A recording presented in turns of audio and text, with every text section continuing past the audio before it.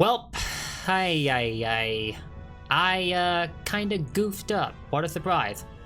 A week ago, I promised you guys a video about Eggman and Sonic Frontiers, and then I kinda shelved it because we had Sonic announcements dropped on us the following week. And in my defense, I'm a Sonic news reporter. I gotta keep up with all of it.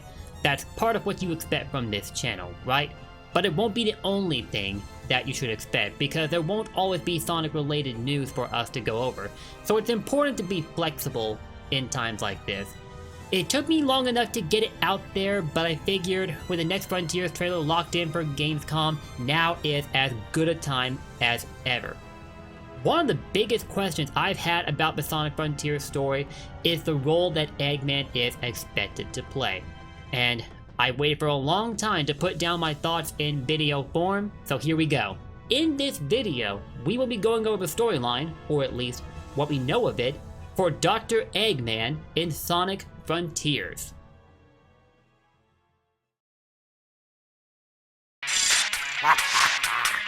Citizens of Earth, lend me your ears and listen to me very carefully.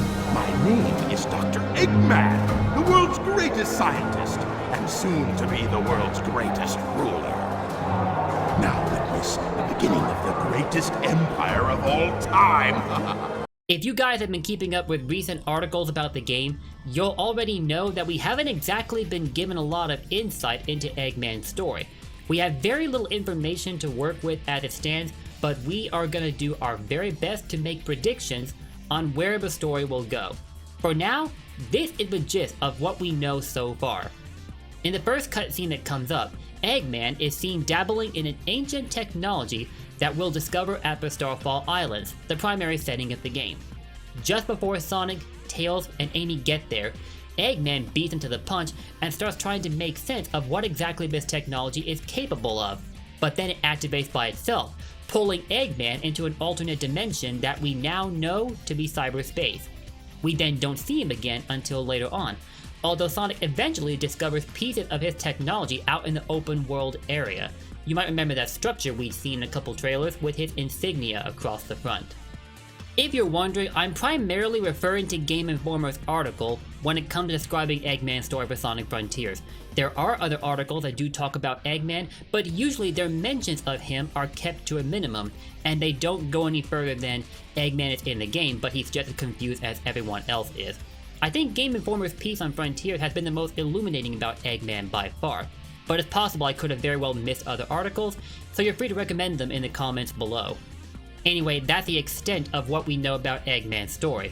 But for any Eggman fans out there, fear not. According to Sonic Team, Eggman is expected to play a prominent role, most likely as a reluctant ally to Sonic, as it is apparent he is not going to be the big bad of this game. That role has been delegated to the Titans and potentially to Sage, the Ghost Girl.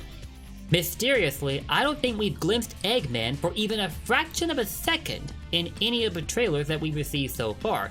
He gets referenced in articles, but that's the only time we ever hear about him. We do run into his badniks in Cyberspace Green Hill, but those are obviously imitations generated by cyberspace itself, so those don't count. We do glimpse his hideout at one of the islands, Kronos Island to be specific, but no Eggman himself. So just how big of a role will he play in this game? My guess is that it comes down to one of two outcomes.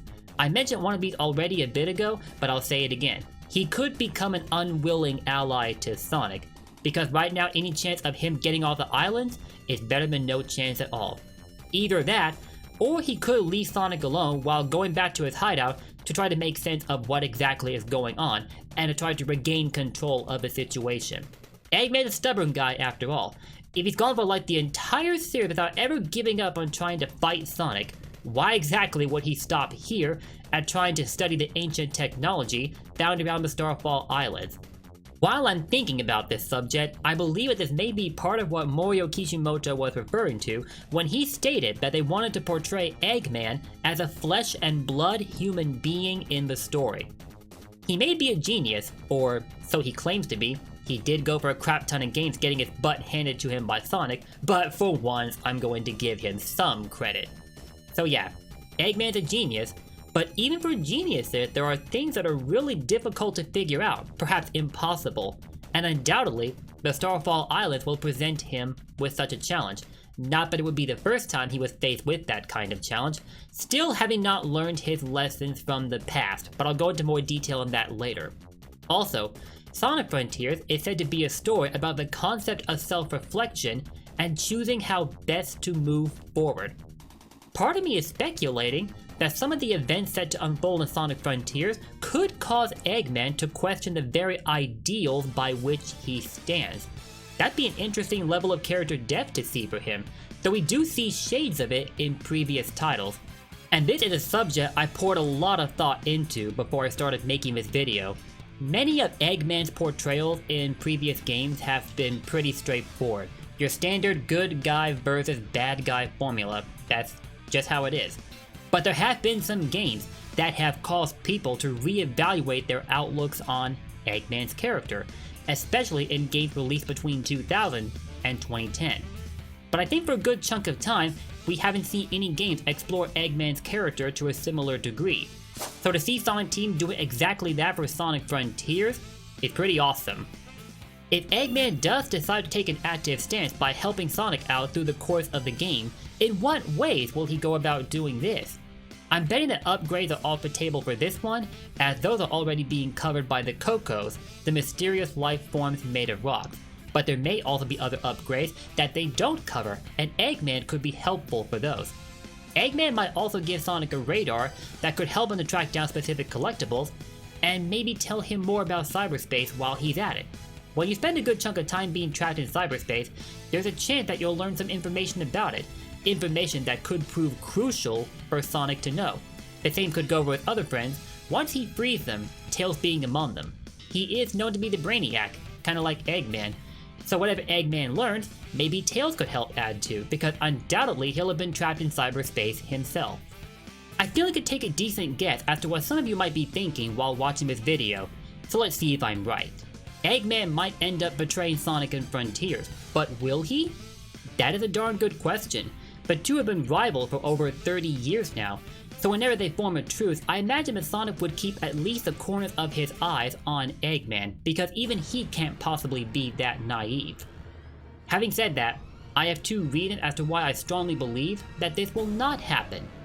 First of all, there's only one game I can think of where Eggman did stab Sonic in the back after helping him out, and that is Sonic Lost World. In the final world of that game, which I believe is Lava Mountain, Eggman saves Sonic from falling to his death after an unexpected attack from the Deadly Six. Sonic then goes on to defeat the Deadly Six himself, Zavok included, and then Eggman makes an unexpected comeback and returns to his role as the big bad for the final showdown. But that's the only game I can think of where something like that happened.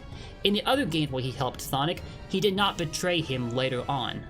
Secondly, given how Eggman gets trapped in cyberspace after trying to investigate the mysteries of the Starfall Islands, I doubt he's harboring any delusions that he's in charge of things anymore. It's a conclusion he's come to before. He may be an idiot, yes, but he's not completely stupid. There are some things that even he will not try to take on by himself, much as he would like to.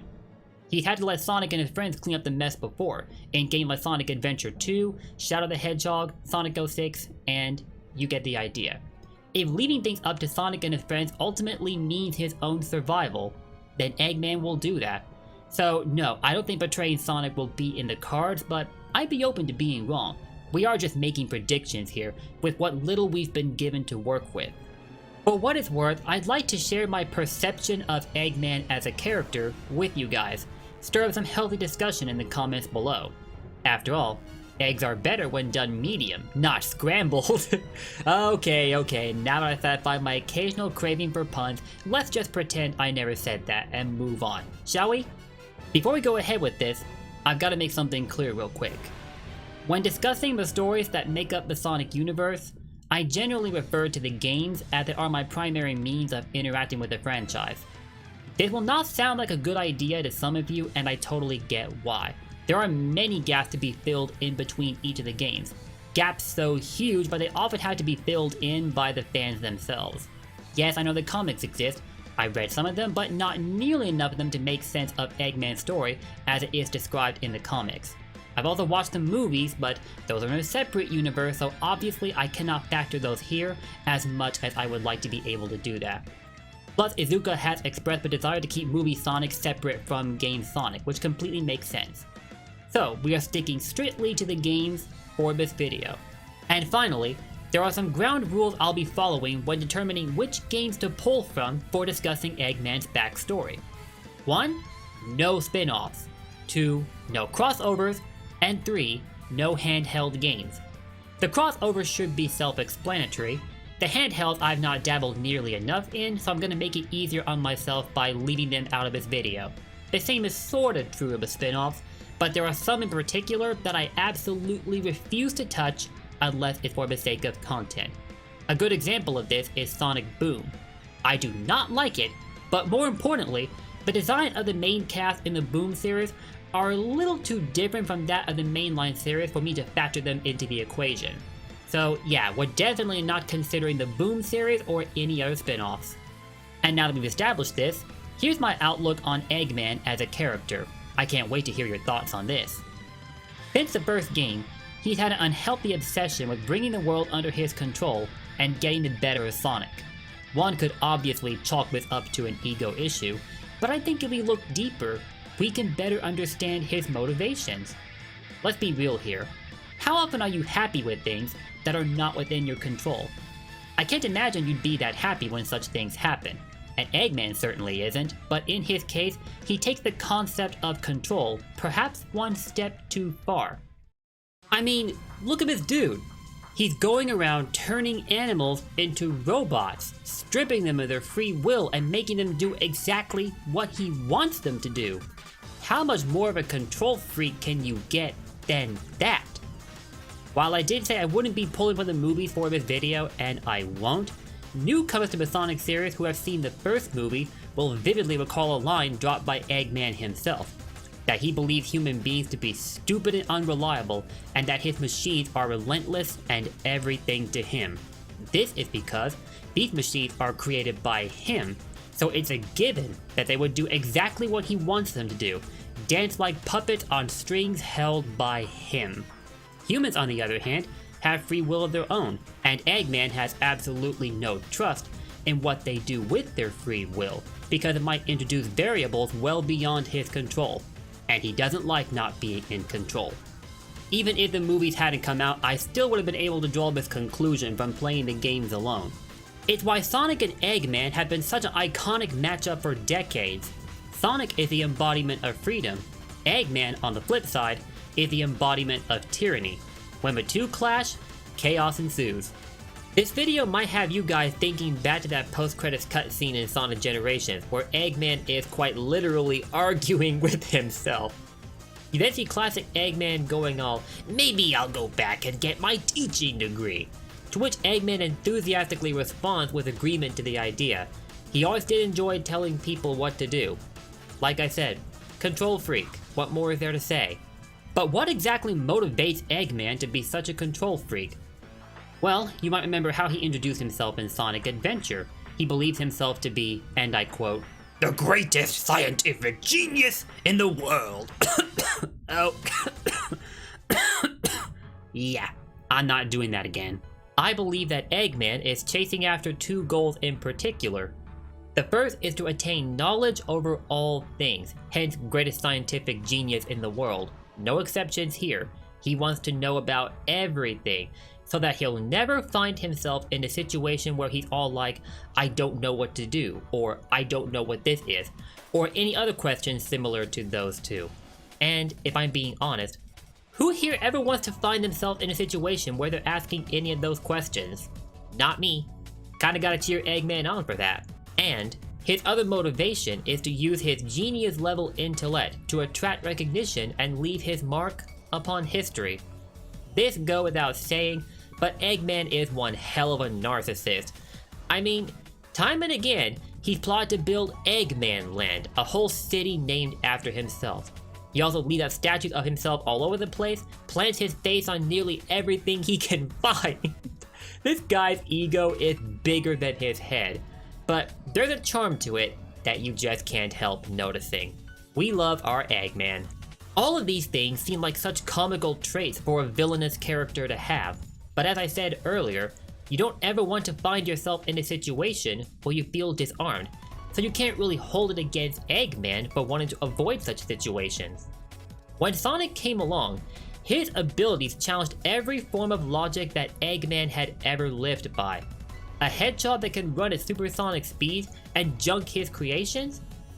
The fact that Eggman has spent years trying to come up with a solution to justify Sonic's capabilities and failing nearly every time literally keeps him up at night. For as much as we try our hardest as Sonic fans to find logic in the things that happen in the Sonic universe, you have to admit that the foundation of the series is built on the suspension of disbelief. Perhaps in an ironic way, this is why Eggman is such an iconic character. He's kind of channeling the spirits of Sonic fans everywhere, trying to find logic in the things that are happening. Whenever he can't, it bothers him non-stop. But whether he likes it or not, Eggman has had to come face to face with some pretty harsh truths, like how there are things that defy comprehension and that he isn't in nearly as much control as he'd like to believe that he is. Exactly how many times has Eggman unleashed ancient forces upon the world with the intention of using them to his own ends, only for things to backfire? Anybody remember Perfect Chaos, Perfect Dark Gaia, Solaris? Even freaking Metal Sonic, who shuns him to the side and uses the data he collects from the heroes to transform himself into a half-dragon, half-robot monster. That's gotta hurt, Eggman. I think the only monster Eggman ever actually succeeded in taking control of was the Time Eater in Sonic Generations. I have no idea how he pulled that off, but hey, he finally got a W. Good on him. But I don't think these revelations hit any harder than during the events of Sonic Adventure 2 and Shadow the Hedgehog, because both games involve a look at Eggman's family history. In particular, his lifelong hero, his grandfather, Professor Gerald Robotnik, a leading genius in the field of science. I imagine that expands to include genetics and robotics, as he did create Shadow the Hedgehog, who will play a pivotal part in both games also. You know how the story goes with Gerald, I assume. He sought to advance mankind using his amazing breakthroughs in science. But his work on Project Shadow brought things to its breaking point. The abrupt arrival of Gunn aboard the space colony Ark brought a screeching end to his work on Project Shadow, and tragically, both Gerald and his granddaughter Maria lost their lives. No need for me to explain to you the impact this has had on Shadow. But what about Eggman? How has that affected him? Given that he's looked up to Gerald all his life, it would stand to reason that Gerald has had a healthy relationship with his grandson, though you never really see this explored in either game, unfortunately. If I were to take a stab, I'd say that Eggman's distaste towards humans and animals alike comes from how his grandfather Gerald was treated. They clearly didn't recognize perfection when it was right in front of their eyes, so Eggman was like, if you won't recognize perfection when it's right there in your face, then I will force you to recognize it. Bit of a side note here, but if Maria was Gerald's granddaughter and Eggman is his grandson, wouldn't that make Maria Eggman's sister? Yet Eggman himself doesn't acknowledge her in any way other than by name when he's inserting the password to access an archive on the information about Project Shadow at Prison Island, and that's pretty much it. He doesn't seem to have any connection to Maria at all, and if there are any, they haven't been explored. But as we've seen, Maria takes the side of the savior, whereas Eggman is sticking to the road of the conqueror, so I'm pretty sure that if Maria was still alive today, they'd be butting heads, with Eggman being the bad brother and Maria being the good sister. Would have been an interesting dynamic to explore. This is why I often describe Sonic Adventure 2 as a coming-of-age game. It shattered the delusion that characters were simply born good and evil, and that they aren't molded into who they are today by events that they lived through. You especially see this in Shadow the Hedgehog, but in a way, all characters go through this period of growth. Eggman is no different. He didn't start out as the jerk that he is today. He had to grow into that. Everybody's got a starting point. Eggman isn't any different. Right when Eggman collects all the Chaos Emeralds and prepares to use the Eclipse Cannon to realize his plans for world domination, it triggers an apocalyptic death trap built into the space colony Ark itself. That death trap was programmed by none other than, you guessed it, Gerald Robotnik, who descended into insanity after the loss of his granddaughter Maria. As part of a revenge scheme against humanity, Gerald initiated a program that would activate whenever all the Chaos Emeralds were brought to the Eclipse cannon. It would in turn cause a supercharged arc powered by the Chaos Emeralds to crash into the Earth itself, breaking it into pieces and utterly destroying it. In a way, this ironically happened in Sonic Unleashed, though it didn't result in the ultimate end, but it did bring us one step closer to it. Though it's unclear as to whether this was accounted for or not, perhaps the most jarring thing about all of this was that Gerald's own program would wind up killing his own grandson if it wasn't stopped.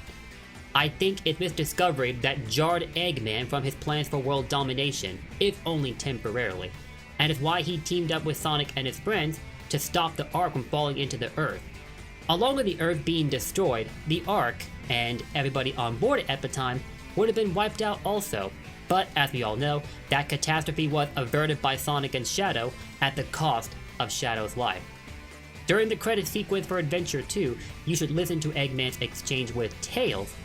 In a way, it sounds like he's questioning his admiration for the man whose footsteps he followed his whole life, because just minutes ago, he came within inches of being killed by the very same man that he'd admired. That had to have done a number on the guy. I'm not gonna lie, I can't help feeling sorry for him. He's far from innocent, but still, that had to have been crazy. And then, we get to Shadow the Hedgehog. Just so you know, I'm only counting his last episode as canon, because none of the other endings make any sense, so it's not worth trying to wrap my mind around them. Once again, Eggman is battered by harsh revelations concerning his grandfather, Gerald Robotnik, but fortunately, this story arc reaches a much more positive outcome. It's discovered that Gerald had actually created Shadow as a clever means of sabotaging the Black Arms from the inside out. This would be done by injecting a sample of Black Doom's blood into Shadow's design, giving him the ability to match the Black Arms in strength, including their leader. This plan would ultimately result in the defeat of Black Doom and the destruction of the Black Comet, thus ending the invasion of the Black Arms and restoring peace to Earth through Gerald's own designs. I'd like to think that this sequence of events restored Eggman's admiration for his grandfather, even if this did happen before Gerald's descent into insanity. That would mean that this does not cancel out the events of Sonic Adventure 2 by a long shot, but still, it's nice to think that Eggman admired his grandfather again after having his faith in him challenged so drastically. One of my regrets with the series is that this part of Eggman is never explored any further. I'm not suggesting to revisit Shadow's story with the Ark and Maria, as that has already come to its end, but I'd like to think about how this has impacted Eggman's perspective, and he's done some deep thinking since the events of both those games. But no, he's the same Eggman that we've always known him to be, which is why, when I heard about the way he was being written for Sonic Frontiers, I couldn't help feeling hopeful. We're not going to be revisiting the events of Adventure 2 and Shadow the Hedgehog, I'm more than certain of that, but it's always nice to see the more human side of Eggman, you know?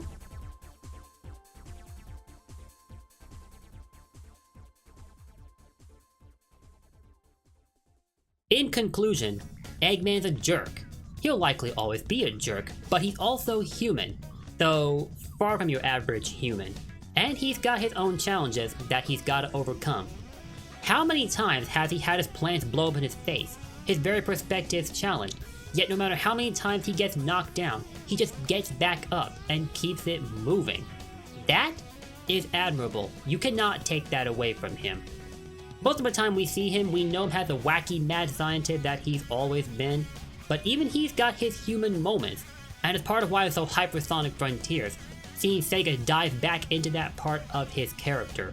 That is going to be sick beyond measure. He's a multi-dimensional character, and hopefully the success of Sonic Frontiers will help people to realize this. My impression of him went on for a little longer than I figured they would, but I had to get all of it out there. And the crazy part is, there's still some parts of his video that I could make other videos about, in particular, the storylines of each game, especially Adventure 2. Like with many of you, that's the game I hold very close to my heart for the impact it's had on me as a Sonic fan, and I look forward to talking more about it in other videos. But for now, I think I spent enough time ranting about Eggman, so that's gonna do it for this video. What are you hoping to see from Eggman in Sonic Frontiers? Let me know in the comments down below. And before I go, I gotta give a huge shout out to the man to the NY's Finest. He recently updated my banner, which you will see atop my YouTube channel and also at my Twitter and Twitch pages. He previously supplied me with my last banner that I've been using before this change, and this new one is insanely cool. It made me feel like I'm seeing the residual energy of the Chaos Emeralds as like an after effect of sorts, and it all looks great. It even features Sonic's newest depictions in his latest products that are dropping, like Sonic Prime, Sonic Movie 2, Sonic Frontiers, and Sonic Origins. I hope y'all will look him up and commission him if y'all looking for anybody to help you with graphic design. His stuff is incredible. And also don't forget to follow him on Twitter. His handle there is NYsFinestGFX. If you're watching this, man, thank you so much. Your work is awesome. I hope this video was worth the long wait, and I can't wait to do other videos just like this one. But for now, I'm out, and I will see you lovely people next time. Until then, peace! Blue blurs for life. Take care.